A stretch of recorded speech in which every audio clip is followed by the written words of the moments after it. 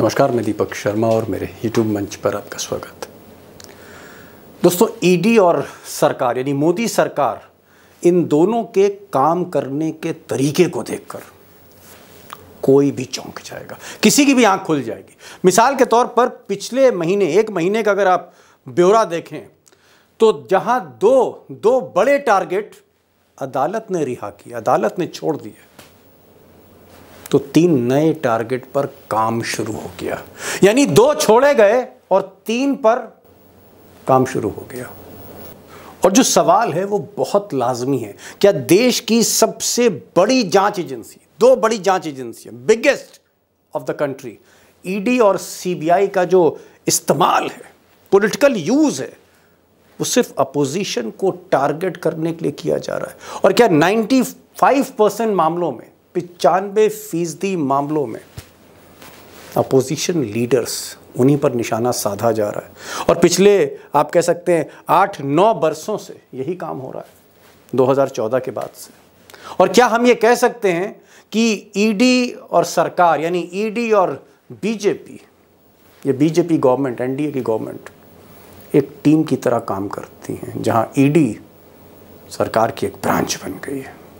अब दोस्तों, राहुल गांधी, जी हाँ, नेता विपक्ष, लीडर ऑफ अपोजिशन, ने इस तरह के सवाल ईडी को लेकर, सीबीआई को लेकर जब सदन में उठाए या सदन के बाहर उठाए, और उन्होंने साफ तौर पर इल्ज़ाम लगाया कि ईडी जो है वो मोदी जी और अमित शाह इनके पार्टनर के तौर पर काम कर रही है, वो एक बीजेपी की शाखा बन चुकी। जब इस तरह के इल्ज़ाम लगाए तो राहुल गांधी की शामत आ गई, राहुल गांधी खुद टारगेट पर आ गए। लेकिन सच्चाई है कि राहुल गांधी की हर बात में कहीं ना कहीं दम था, उनकी बातों में सच था। और आज सुप्रीम कोर्ट ने जब मनीष सिसोदिया को जमानत दी, खुलकर खिंचाई करी उन्होंने ईडी की। सुप्रीम कोर्ट ने कहा कि 17 महीने से दिल्ली के डिप्टी चीफ मिनिस्टर को, 17 मंथ्स, 17 महीने से आपने डिप्टी चीफ मिनिस्टर को जेल में रखा है, तिहाड़ में डाल रखा है, और एक भी सबूत आप इन 17 महीनों में जुटा नहीं पाए।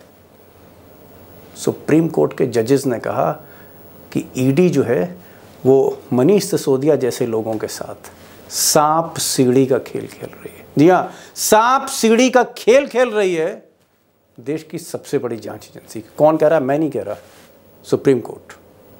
अब दोस्तों, इससे पहले कि मैं बड़ी खबर पे आऊँ, और आज एक्सपर्ट्स भी बड़े ज़बरदस्त हैं, वो बहुत कुछ खुलासा भी करेंगे ईडी को लेकर, सरकार को लेकर, मोदी शाह की पॉलिसीज़ को लेकर, लेकिन मैं आपसे चंद मिनट चाहता हूँ, चंद मिनट, 2 मिनट, सिर्फ 2 मिनट मुझे दीजिए।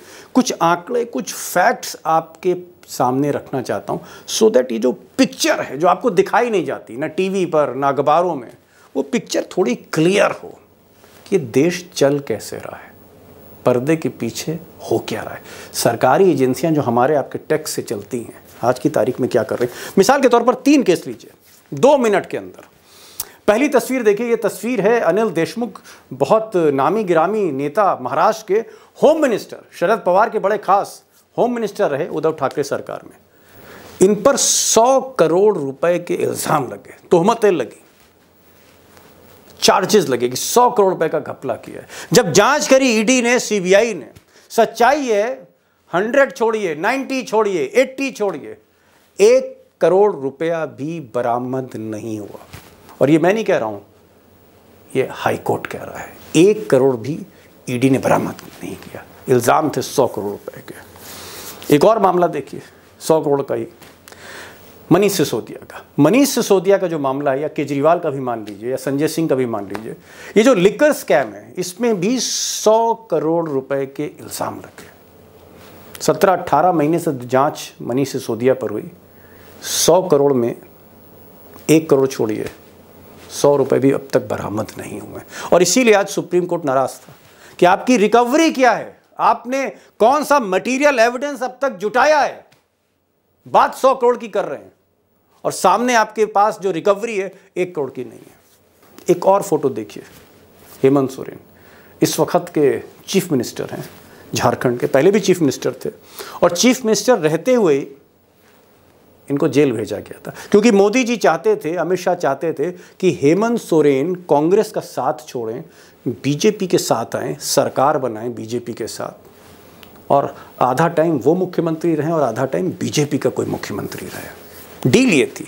हेमंत सोरेन ने जब मना किया, एक के बाद एक उन पर केसेस बनाए गए और जिस केस में उनको जेल भेजा गया वो एक आर्मी लैंड की डील थी, प्रॉपर्टी की डील थी। और अदालत ने कहा कि हेमंत सोरेन पर कोई केस नहीं बनता है, इट्स अ फेक केस, ये केस मेरिट पे नहीं है क्योंकि कोई एविडेंस नहीं है, कोई सबूत नहीं है। और ये कह के अदालत ने उन्हें रिहा किया, अदालत ने उन्हें जमानत दी। एक और आंकड़ा देखिए, यह आंकड़ा इंडियन एक्सप्रेस का, मेरा नहीं है। इंडियन एक्सप्रेस ने 2014 से 2022 तक गिनती करी कि कितने केसेस जो हैं पॉलिटिकल केसेस रजिस्टर हुए लीडर्स के खिलाफ। कुल मिलाकर 121 पॉलिटिकल लीडर्स जो थे वो ईडी के रडार पे थे, 121। अब इंडियन एक्सप्रेस कहता है कि 121 में, इन 121 में 115 नेता विपक्ष के थे। यानी 121 में 115 नेता जिनको टारगेट किया वो अपोजिशन के लीडर्स थे और कहीं ना कहीं मकसद जो था उनको बीजेपी में शामिल करने का था या फिर सरकार गिराने का था या फिर सरकार नहीं बनाने का था। मोटिव्स ये थे। कुल मिलाकर अगर आप परसेंटेज निकालेंगे तो 95% केसेस, 95% केसेस जो मैंने शुरू में कहा अपोजिशन लीडर्स पर थे, ईडी के। और जो मैंने आपसे शुरू में कहा था दोस्तों कि 2 लोगों को अगर छोड़ा गया तो 3 लोगों पे काम शुरू हो गया। अगर हेमंत सोरेन और मनीष सिसोदिया महीने भर में अगर अदालत ने उन्हें रिहा किया, छोड़ दिया, जमानत दे दी, बेल आउट कर दिया, तो 3 नए टारगेट्स पर काम शुरू हो गया। और ये टारगेट है बड़े इंटरेस्टिंग है, पॉलिटिकल मोटिव्स हैं। एक तो राहुल गांधी को इसलिए ईडी के शिकंजे में कसा जा रहा है, जैसा कि राहुल गांधी ने खुद अपने ट्वीट में कहा है। उसका कारण ये है कि महाराष्ट्र, हरियाणा और झारखंड में चुनाव होना है विधानसभा का, और राहुल गांधी इत्तेफाक से उनकी जो इंडिया अलायंस है जिसको वो लीड कर रहे हैं वो बीजेपी में महाराष्ट्र पर भी हावी है, हरियाणा में भी हावी है और झारखंड में भी हावी है। यानी तीनों स्टेट्स में जो क्रूशल इलेक्शंस होने असेंबली के, बीजेपी की दाल पतली है। तो राहुल गांधी को डिस्टर्ब करने के लिए, स्टार लीडर और कैंपेनर को डिस्टर्ब करने के लिए आने वाले 2-3 महीनों में राहुल गांधी पर शिकंजा कसा जा रहा है। और राहुल गांधी ने खुद कहा कि मुझे अंदर से खबर मिली है कि मेरे यहाँ जल्द छापे पड़ने जा रहे हैं। Target number 2, mister Tejashwi Yadav. Tejashwi Yadav को दरअसल लोकसभा चुनाव से पहले ही डिस्टर्ब कर दिया गया था, वरना हो सकता है बेटर परफॉर्मेंस वो बिहार में देते हैं। उन पर फिर से शिकंजा कसा जा रहा है। उनके जो केस हैं चल रहे हैं, उनके जो विटनेसेस हैं, जो गवाह हैं या जो आरोपी हैं, उन पर शिकंजा कसा जा रहा है। मकसद ये है कि बिहार में जो चुनाव होना है उसमें तेजस्वी सामने खड़े हैं, एनडीए के सामने, यानी इंडिया अलायंस को तेजस्वी लीड कर रहे हैं बिहार में, इसलिए तेजस्वी की गर्दन पर फंदा कसा जा रहा है। एक और टारगेट कही मैंने, 3 प्रोमिनेंट आपको बताए। अभिषेक बनर्जी। अब ममता बनर्जी ने जिस तरह से नीति आयोग की मीटिंग में भरे महफिल, सरे महफिल मोदी साहब को रुस्वा कर दिया, बदनाम कर दिया, अपमानित कर दिया और महफिल छोड़ दी। मोदी जी की आंखों के सामने भरी महफिल जिस तरह से ममता ने छोड़ी और गुस्से में चली गई। और इससे पहले भी उन्होंने कई इल्ज़ाम लगाए मोदी पर, और उनके जो भतीजे हैं अभिषेक बनर्जी, वो भी लगातार, चाहे वो लोकसभा में बोल रहे हो चाहे लोकसभा के बाहर बोल रहे हो, लगातार अमित शाह और मोदी पर टारगेट। इसलिए अभिषेक बनर्जी की फाइलें फिर से खोली जा रही हैं, सबूत जुटाने की कोशिश हो रही है। हालांकि सच ये है जो हमारी अदालतें कहती हैं, सुप्रीम कोर्ट कहता है कि पॉलिटिकल केसेस में ईडी सबूत जुटा नहीं पाती। ऐसा लगता है कि केस मेरिट पर ही नहीं। तो बड़ा सवाल ये है कि क्या वाकई ईडी की जो पार्टनरशिप है गुजरात लॉबी के साथ अभी भी जारी है, नायडू और नीतीश के होते हुए भी जारी है? क्या इस वक्त भी ऑपरेशन लोटस चल रहा है?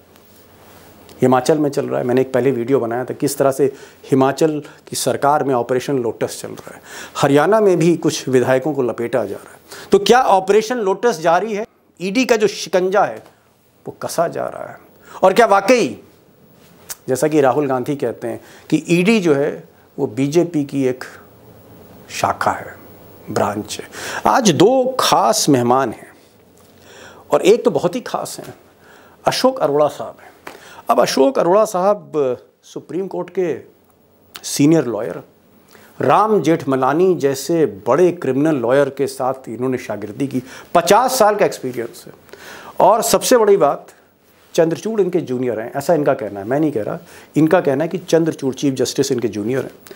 कपिल सिब्बल हों, हरीश साल्वे और भी कई बड़े नामी गिरामी वकीलों के साथ अरोड़ा साहब ने काम किया है, प्रैक्टिस की है। इस वक्त न्यूयॉर्क में मैंने रिक्वेस्ट करी कि आप न्यूयॉर्क से सीधे जुड़िए और आज वो आए हैं हमारे साथ। और हमारे साथ उमाकांत लखेड़ा होंगे, वो भी तकरीबन 20-25 साल से ईडी को कवर करते रहे दिल्ली में, क्योंकि वो हमेशा रहे बड़े बड़े अखबारों में। तो लखेड़ा साहब होंगे और अशोक अरोड़ा होंगे, सीनियर लॉयर। दोनों को सुनिए, बेबाक बातचीत है, आपको एक तस्वीर देखने को मिलेगी कि ईडी है क्या, काम कैसे करती है, टारगेट कैसे चुनती है। लखेड़ा साहब, क्योंकि आप दिल्ली के वरिष्ठतम पत्रकारों में आपकी गिनती होती है, मैं आपसे एक सवाल ये पूछ रहा हूं कि आपकी जो जांच पड़ताल है, चाहे वो केजरीवाल का मामला हो, हेमंत सोरेन का मामला हो, संजय सिंह का मामला हो, मनीष सिसोदिया का मामला हो, बाकी और भी बहुत से नेता हैं, सबके नाम हम गिना नहीं सकते, जिनको भी जेल भेजा ईडी ने, सीबीआई ने, आपको लगता है कि ज्यादातर मामले जो थे फर्जी थे, ज्यादातर मामले जो थे पॉलिटिकली मोटिवेटेड थे, कोई ना कोई मोदी और शाह का मकसद था? देखिए, मैं किसी ने अगर अपराध किया है, बहुत सिंपल सी बात है, अरोड़ा साहब बैठे हुए हैं, हम लोग 30 साल से एक दूसरे को जानते हैं। मैं ये मानता हूं अगर किसी ने अपराध किया है तो उसकी एक ट्रायल होनी चाहिए और ट्रांसपेरेंट अनबायस्ड ट्रायल होनी चाहिए। बायस्ड ट्रायल जैसे ही बायस्ड आप करेंगे तो नेचुरल जस्टिस का जो अधिकार है, नागरिकों का अधिकार है नेचुरल जस्टिस का, उसका हनन होता है। आप मुकदमा चलाइए, सजा दिलाइए, एविडेंस लाइए, लेकिन आप ये कौन सा तरीका, क्यों आपने इसमें अमेंडमेंट किया कि जब तक ईडी सीबीआई चाहेगी तब तक आप जेल में बंद रखेंगे? मैंने पहली बार देखा, मैंने supreme court, high court, lower court की सारी स्टोरीज थाने चौकी की कर रखी है अपनी लाइफ में। मैंने पहली बार देखा कि ईडी और सीबीआई जज को धमका रही है, जजों को धमका रही है कि ये आप नहीं कर सकते, आपके अधिकार में नहीं है। अदालतों को कह रही है, चैलेंज कर रही है। ये इतनी शर्मनाक स्थिति, कोई सरकार है इस देश में, कोई सिस्टम काम कर रहा है इस देश में? इस देश में तो ये है कि आप निकल जाओ अगर कोई आपके खिलाफ है, कोई आपके खिलाफ है, आपके जी जी जी जी। ऐसा हो क्यों रहा है, क्यों कर रहे हैं? क्यों संजय सिंह को या क्यों केजरीवाल को जेल भेज दिया, क्यों मनीष सिसोदिया को जेल भेज दिया, हेमंत सोरेन को जेल क्यों भेज दिया? फिर कोई तो मकसद तो होगा अमित शाह मोदी का। ब्लैक, हमारे साथ आ जाओ, हमारे साथ आओ, हमारे साथ शामिल हो जाओ, हमारे चुप हो जाओ, जैसे मायावती को चुप कर दिया उत्तर प्रदेश में, या तो चुप बैठो या हमारे साथ आ जाओ। तो ये हालत हो गई है। पॉलिटिकल ट्विस्टिंग करना, पॉलिटिकल हाथ मरोड़ना, इस तरह से करना, जांच एजेंसियों का इस्तेमाल। जो पुराने ऑफिसर है, मैं आपको बता दूं, अगर लिस्ट निकलेगी जब सरकार जाएगी, सीबीआई ईबीआई के रिटायर्ड ऑफिसर्स, उनको पेरोल पर रखा हुआ इन लोगों ने, और उनसे किसके खिलाफ षड्यंत्र करना है, सारे षड्यंत्र करना, जांच करवाना। और फिर बड़ी बात आप कह रहे हैं, बड़ी बात आप कह रहे हैं। देखिए, फिर कभी मौका मिला मैं आपसे पूछूंगा। आप कह रहे हैं कि ईडी और सीबीआई के जो रिटायर्ड ऑफिसर है, पुराने ऑफिसर हैं, उनको जो है पेरोल पे रखा हुआ है और उनसे इस तरह की साजिशें कराई जा रही। खैर, एक बड़ा आरोप है ये। अशोक अरोड़ा साहब, आप सुप्रीम कोर्ट के सीनियर लॉयर हैं और पिछले 40-45 वर्षों से आप बहुत से क्रिमिनल केसेस लड़ते रहे हैं। चीफ जस्टिस चंद्रचूड़ आपसे जूनियर हैं। मैं एक चीज जानना चाह रहा था कि क्या ईडी को जिस तरह से ये केसेस दिए जा रहे हैं, जिसमें सबूत नहीं जुटाए जा रहे, जबरदस्ती किसी को पकड़कर, चाहे वो मंत्री हो या मुख्यमंत्री हो, उसको जेल में रखा जा रहा है साल भर, 1.5 साल, आपको लगता है कि ये एक तरह का अपराध है और ईडी की खिलाफ भी जांच होनी चाहिए? अफसोस की बात यह है कि देश में इतने मुकदमे हैं कि कोई मानहानि का दावा करता नहीं है। अगर यहाँ पर यह केस हो किसी डेवलप्ड नेशन में, तो या अमेरिका में केस हो जाए, millions of dollar, may be billion. अब 500 दिन अंदर रखा है, may be $1 billion the court would grant millions of dollar. तभी तो मैं कोर्ट को कह रहा हूं कि कोर्ट को कहां ब्लेम करना है। ये कोर्ट सवाल क्यों नहीं पूछती है? जब रूल ऑफ लॉ की हम बात करते हैं, एक सिंपल भाषा में कहें, सबके लिए कानून बराबर है, ये बच्चे को भी पता है।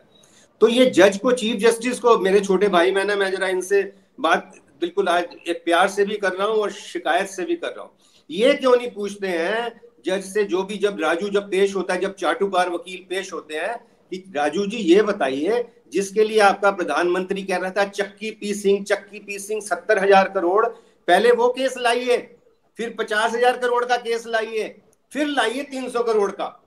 पहले 8,000 करोड़ जो 5 जजों की बेंच ने कहा कि बीजेपी ने जो 8,000 करोड़ लिया है वो एक रिश्वत है, एक्चुअली रिश्वत है, इलेक्टोरल बॉन्ड, 8,000 करोड़ का बेल केस लाइए, फिर 300 का लाइए। तो ये जज सवाल क्यों नहीं पूछते हैं? ये जज को पूछना चाहिए कि पहले 70,000 वाला लाओ, फिर 50,000 वाला लाओ, फिर नहीं। चलिए एक मिनट, आप मान लीजिए आप जज हैं, मैं एक एग्जांपल दे रहा हूं, आप जज हैं, आपकी अदालत में केस आता है, जैसे मैंने अनिल देशमुख का केस कहा, 100 करोड़ रुपए का इल्जाम है और 1 करोड़ बरामद नहीं है। अगर आप जज होंगे तो आप क्या इसमें फैसला करेंगे और आप एजेंसी का क्या करेंगे? मैं बोलूंगा कि आईओ को बुलाइए, इनको मिठाई का डिब्बा लेके इनकी बहन से, माँ से, वाइफ से माफी मांगे, और सबसे पहले वो 70,000 करोड़ जो सबसे सीरियस केस है पहले वो लाइए। इसको मैं घर भेज रहा हूँ विदाउट बेल भेज रहा हूं मैं। आप कोई रूल ऑफ लॉ करी दादागिरी, I mean Hitler, they must have, I mean actually they have put Hitler to shame. मैं जरा आ रहा हूं आपसे, लखेड़ा साहब ये पूछूंगा, आपको लगता है कि संजय सिंह रिहा हो गए, आपको लगता है कि मनीष सिसोदिया भी अब रिहा हो गए, केजरीवाल भी रिहा हो जाएंगे जिस तरह का केस है, क्या इन लोगों को जेल में डालकर, केजरीवाल को जेल में डालकर, संजय सिंह को जेल में डालकर, मनीष सिसोदिया को जेल में डालकर, सत्येंद्र सिंह को जेल में डालकर, क्या बीजेपी ने लोकसभा के चुनाव में कहीं ना कहीं बड़ा खेल किया? पॉलिटिकल मोटिवेशन क्या लगता है आपको? देखिए, मैं सिंपल सी कहानी बता रहा हूं कि ये जुडिशरी को सब पता है कि ये पॉलिटिकल ब्लैकमेल था। गलत अगर किसी ने किया है उसकी सजा के लिए ईडी को अगर आपने अधिकार देने की भी जरूरत नहीं है। हमारे देश के जो आईपीसी है उसमें भ्रष्टाचार, एंटी करप्शन प्रोविजंस ऑलरेडी बड़े सीरियस चीजें हैं। अगर कोई आय से अधिक संपत्ति इकट्ठी करता है और उसके पास आपके प्रूफ हैं तो वो सारी प्रोविजंस हैं उसको ट्रायल करने के।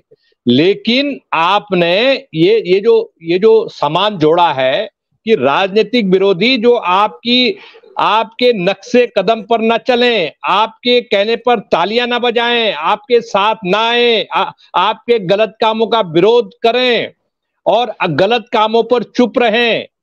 और आपके जो उद्योगपति हैं, अंबानी, अडानी एंड कंपनी, राहुल गांधी ने पिछले जो 17वीं लोकसभा के आखिरी दौर में जो मुद्दे उठाए अडानी के खिलाफ हाउस में, क्या हुआ उनका? आप नाराज हो गए।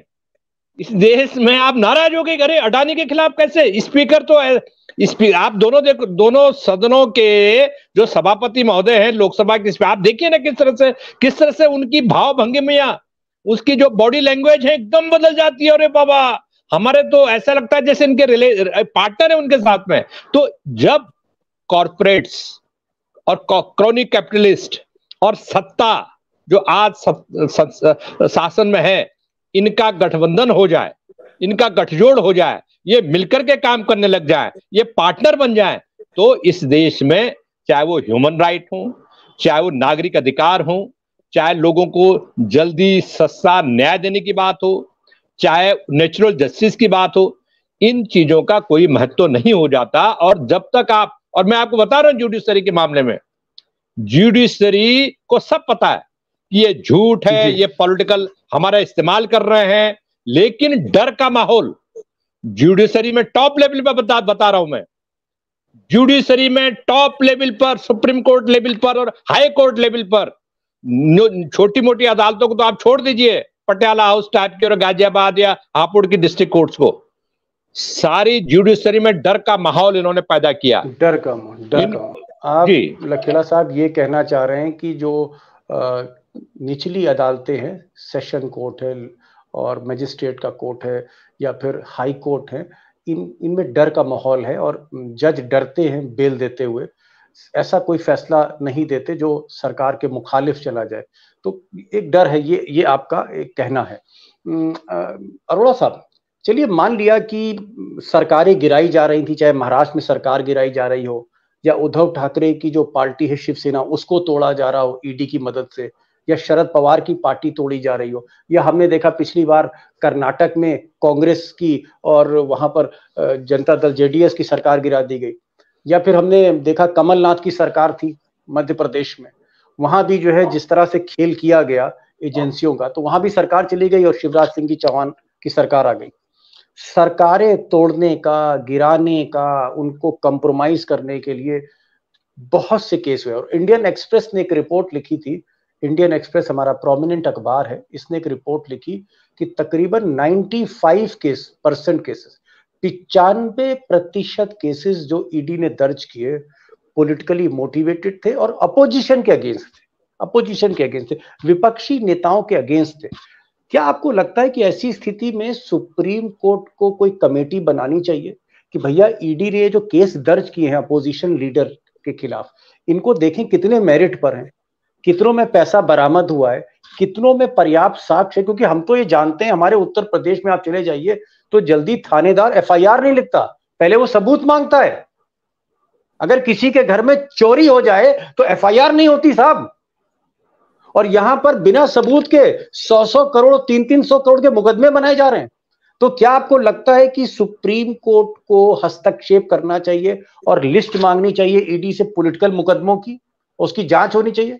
मैं तो, क्योंकि उमाकांत जी मेरे प्रेस क्लब के प्रधान भी हैं और बड़े भाई भी हैं, इनकी बात को लायक वकील होता है, वो कहता है जी आई फुली एग्री और बात खत्म कर देता है। इन्होंने बिल्कुल सच बात करी है। ये बड़ी एक शर्मनाक स्थिति है। उमाकांत जी ने, इनको जजों को क्या लगता है आपको पता नहीं है? सब पता है, सब पता है। बच्चे थोड़ी हैं वो, उनको पता है। और उनकी बात को मैं थोड़ा सा और स्टैंप लगाता हूँ और थोड़ा और स्ट्रांगली कहता हूँ। इन्होंने कहा जज डरे हुए हैं। मैं कहता हूँ नहीं, ऐसी बात नहीं है उमाकांत जी, सारे जज नहीं डरे हुए, सिर्फ 99% जज डरे हुए हैं। 99% इंक्लूडिंग सुप्रीम कोर्ट। ये सारे कमेटी क्या होती है? कमेटी तो बन के 10-10 साल पड़ी सामने। It is writ large, as good as mathematics. आप 10 केस बुला लीजिए। जिस दिन मनीष की बेल लगी थी उसी दिन कह देते ये बाकी जरा 7 केस चक्की पीसिंग का ले आओ, एक उसका अनिल देशमुख का ले आओ, अजीत पवार का ले आओ केस 70,000 करोड़ का, ये 10 केस हमें लाके दो बस। पहले उसी टाइम सरकार गिर जाती, उसी टाइम सरकार गिर जाती। और ये एक दे आर फेलिंग। तभी मैंने कहा, मैंने तारीफ से शुरू की, लेकिन अब मैं शिकायत बार बार करूंगा कि उनको पता भी चले, वो खफा भी ना हो। इतनी एहतियात से कोई दिल की बात कैसे करे? इनको कैसे खफा इनको होना चाहिए या नहीं होना चाहिए, ये बात की बात है। ये क्यों नहीं बुला के पूछ रहे? क्योंकि दीपक जी एक और बात, मैं बड़ी आपको एक सख्त बात कह रहा हूं। आम आदमी की ड्यूटी है to obey the constitution, to follow the constitution. हमारी आपकी ये ड्यूटी है। जजेस की पता है क्या ड्यूटी है? To uphold the constitution. ये जज की ड्यूटी है कि देखें, संविधान की रक्षा करें। पार्लियामेंट में स्पीकर रोज क्या करते हैं बताइए?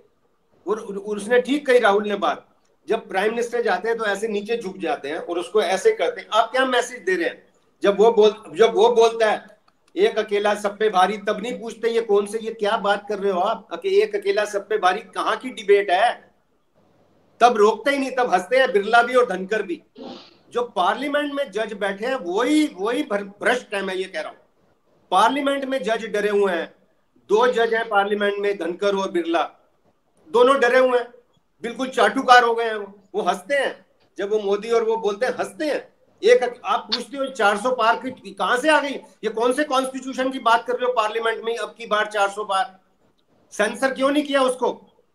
और यहां कोई पूछ लेता है कि वो क्या हुआ जी, जो डिमोनेटाइजेशन में क्या हुआ, तो कहते हैं पुरानी बातें मत करो।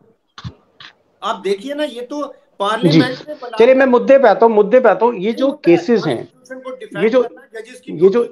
ये जो ईडी ने केसेस दर्ज किए हैं विपक्षी नेताओं के खिलाफ, क्या इनकी जांच होनी चाहिए कि ये केस सही हैं, ये केस फर्जी हैं? आपसे एग्री कर रहा हूं, ये सामने है, जांच क्या, ये तो प्रूफ है सामने।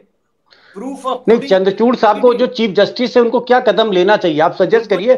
50 साल हो गए आपको वकालत करते जी। आप शाम को यही रहना चाहिए कि ये फाइल रखी है मनीष सिसोदिया की या केजरीवाल की, आप मेरे पास देशमुख की, वो हेमंत सोरेन की, अजीत पवार, चक्की पे सिंह सबकी फाइल, और उसकी प्रफुल्ल पटेल की, और उसको जिसको राज्यसभा दे दी, इन सबकी पहले फाइलें लाइए, हम देखेंगे। सबसे पहले आप ये बताइए दीपक जी, मैं आपसे और अपने जनता से, अपने दोस्तों से पूछता हूँ, आप कौन सा केस रजिस्टर करेंगे पहले, मर्डर केस या पहले किसी ने जो बदतमीजी की है?